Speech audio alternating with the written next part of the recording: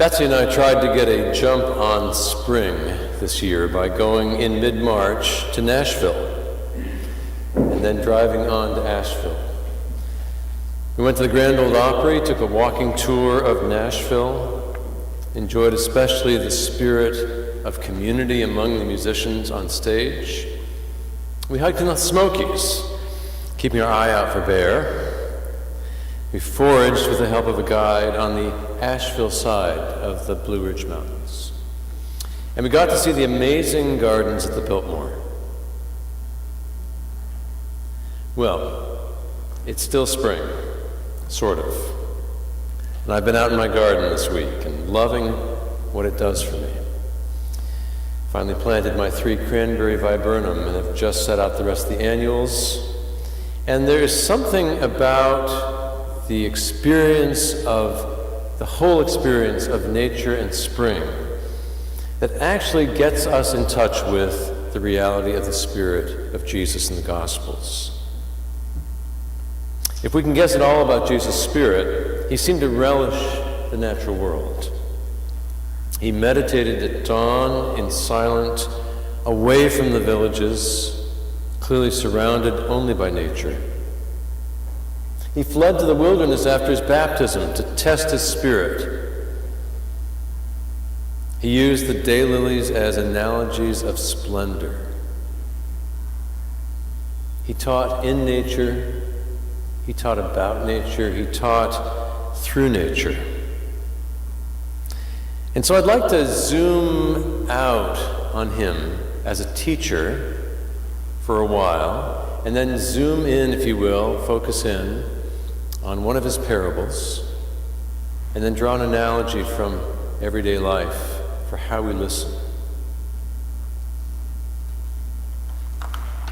So let's zoom out on Jesus as a teacher. Jesus was a reformer, bringing his own sense of what Jewish spiritual reform looked like to the country villages of Palestine. Now you read the Gospels and you realize that as you see him in the early parts of those Gospels going from town to town, he seems to be shadowed by another group, a group called the Pharisees. And this sets up some interesting comparisons between the two groups, Jesus and his followers and the Pharisees. The Pharisees also cared about the spiritual well-being of those villages. Like Jesus, they felt that the temple, while it served wonderful worship needs for the nation, couldn't do what was needed for people as individuals to respond to God. So they took their own message to the villages as well. What was their message, the Pharisees' message? They had a vision of heaven as a place that replicated the academies and schools that they held. Their vision of heaven was a place where Torah was studied with the greatest care and respect. And if you're listening, you may realize that the heaven and earth combination, the comparison, the sense of invoking heaven for earth, was something Jesus did as well. In fact, we just prayed that prayer, didn't we? The Lord's Prayer talks about your will, God's will, being done on earth as in heaven. But think of the Lord's Prayer, because this is where the distinctions between Jesus as a teacher and the Pharisees may lie. The Pharisees focused on the mind, on the study of Torah. They often culled out from the brightest of the boys those who had that great memory and that ability to comment on the Torah. Now, Jesus didn't ignore the Torah, but he focused not on the mind, but on the will. May your will be done, was how he described God's intention. May your will be done. May change take place. Not may we study, but may we do. His heaven on earth, if we judge by the prayer, is a place of action, a place of provision, of forgiveness, of guidance. You might say that Jesus believed a very Jewish idea, that right relationship leads to right action and right thinking. Forgive us as we forgive others. Correct your life, and your thinking will follow.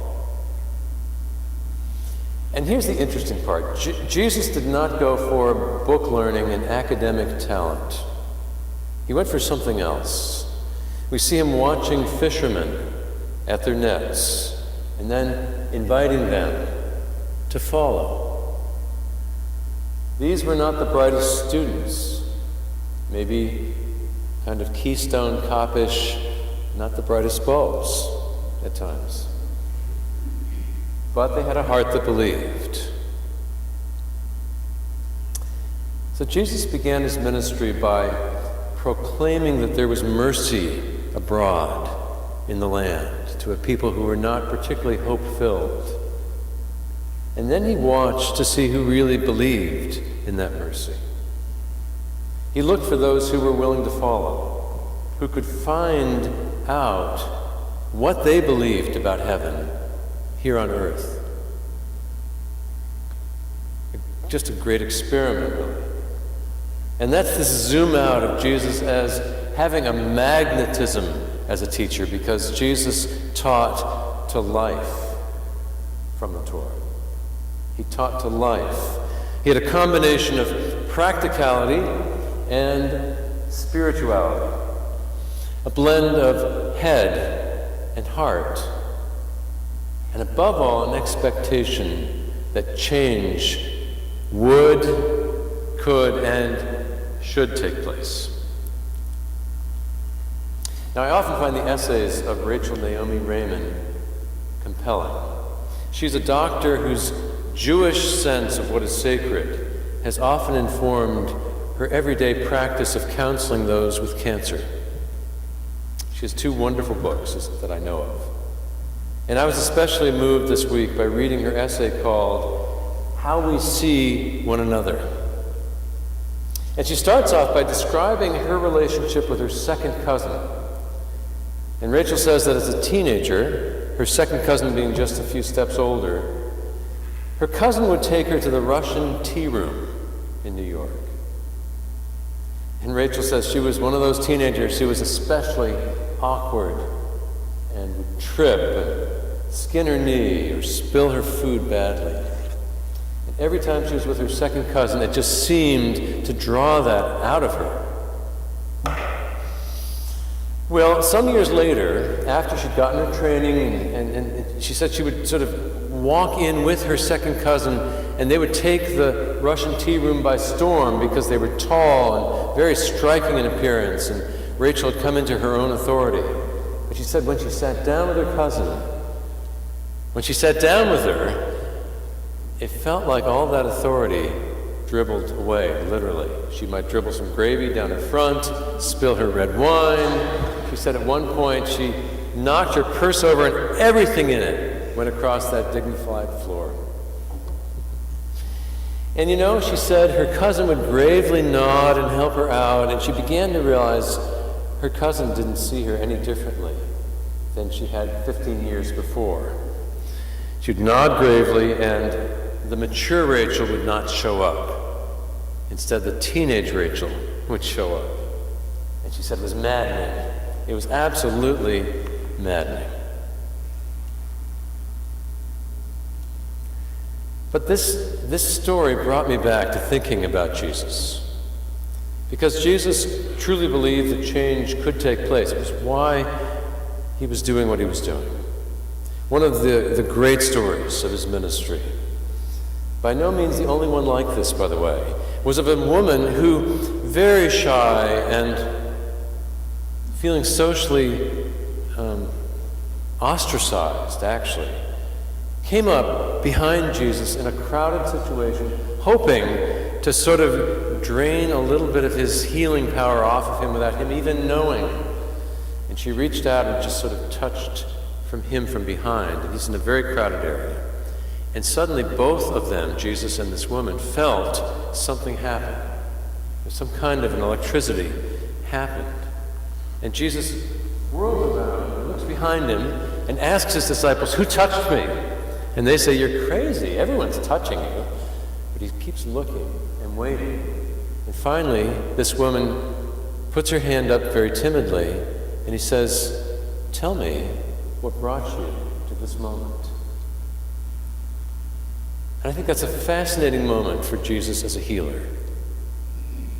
The physical healing has happened, apparently. She can feel that something has taken place. But what he does for her in that moment is he brings her into the circle publicly.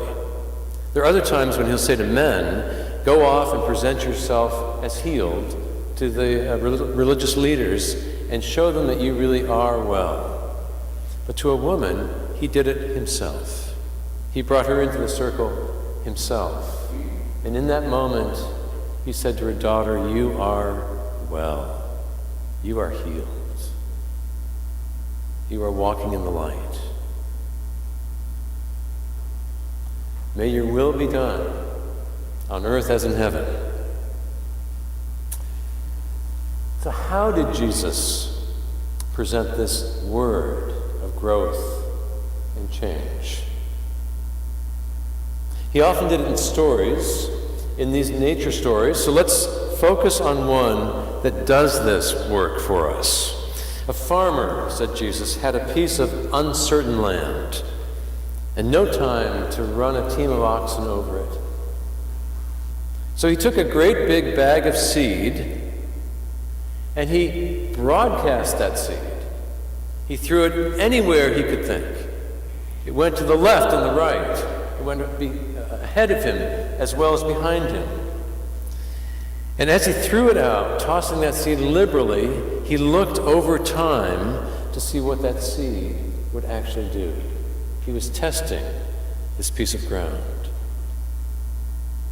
Now let's imagine that this image of the sower is Jesus' image of God. An image of God unlike any we have seen. We don't have a God here of prim and proper manners, a God of a clear theology and a sense of where the chosen live and how they worship. Here is a God who does not discriminate at all, a God who broadcasts that seed everywhere. What a wonderful God. What a wonderful vision of God that Jesus had. Listen, said Jesus, the one who called God Father. Listen. Don't control, but follow the God who doesn't control, but throws that seed everywhere. Don't control, but cultivate. Pay attention to the seed thrown down into your life.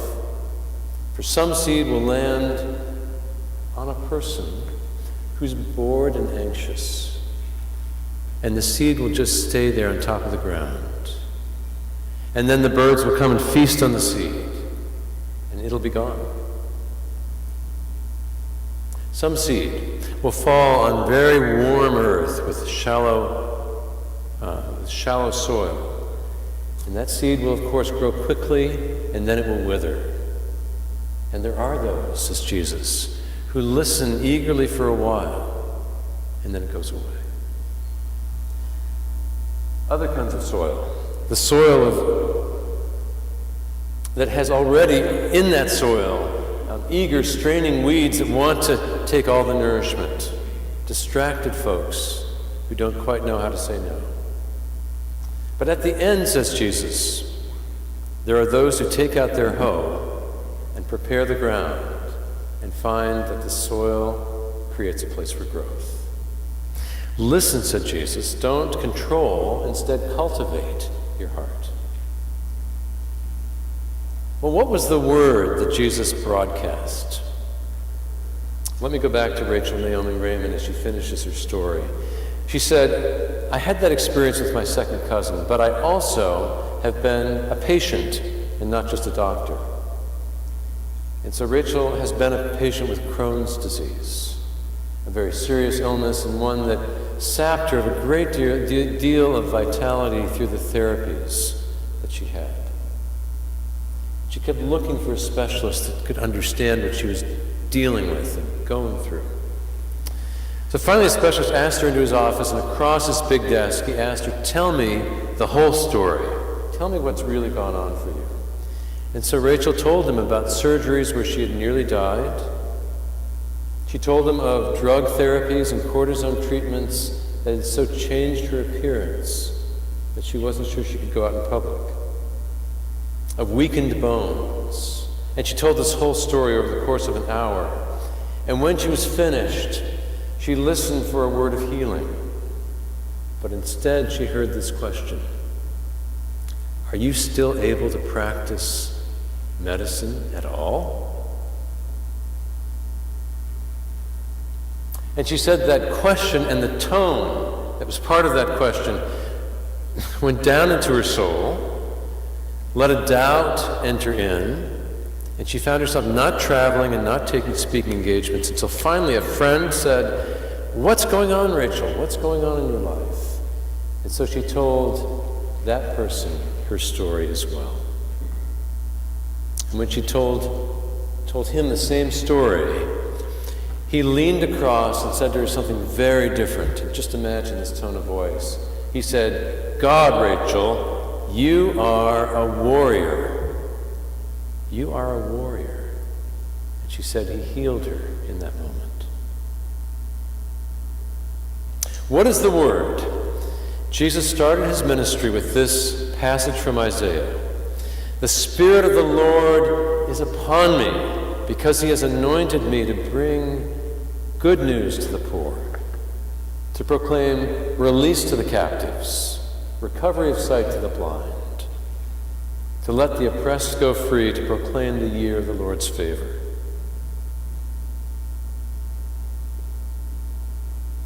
What was he saying?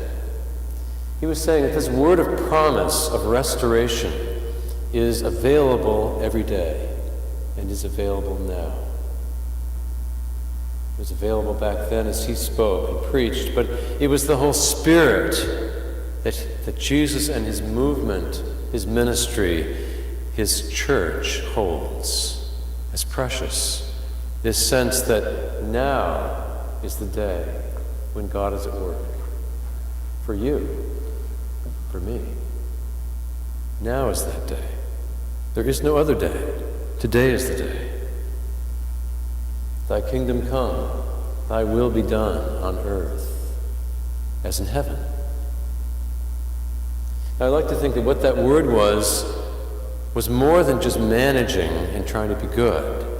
It was the ministry of life, healing and release from prison, recovery. Things that you and I can't do just by wanting to do them. They're things that God brings out of us. Brings life out of us to others.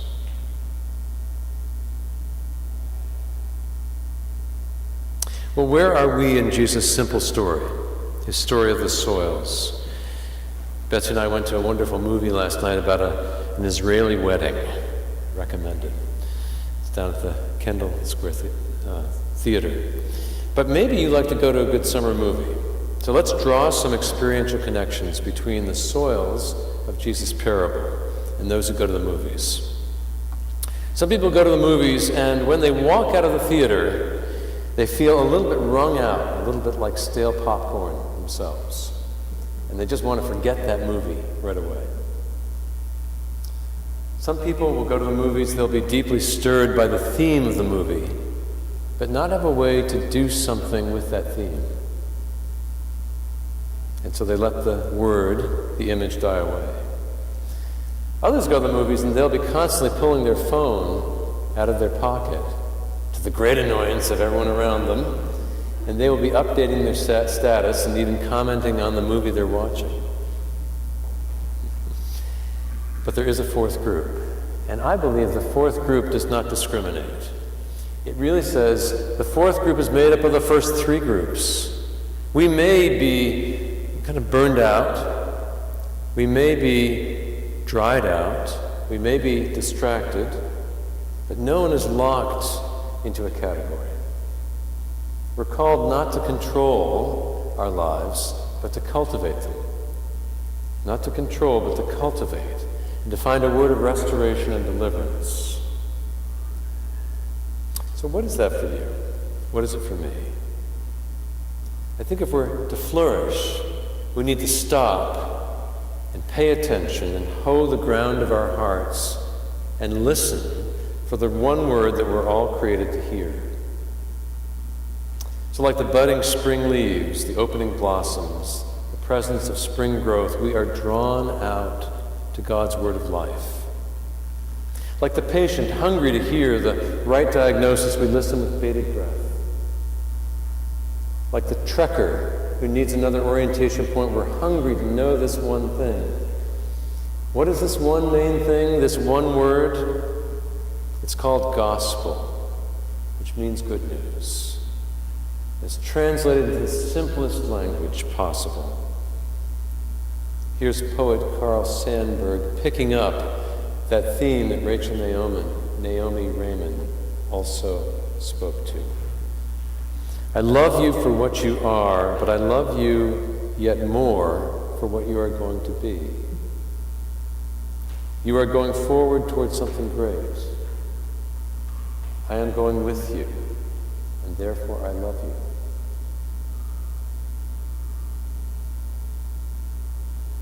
This is the word of the gospel. It's the word of inclusion. Other words don't have this power.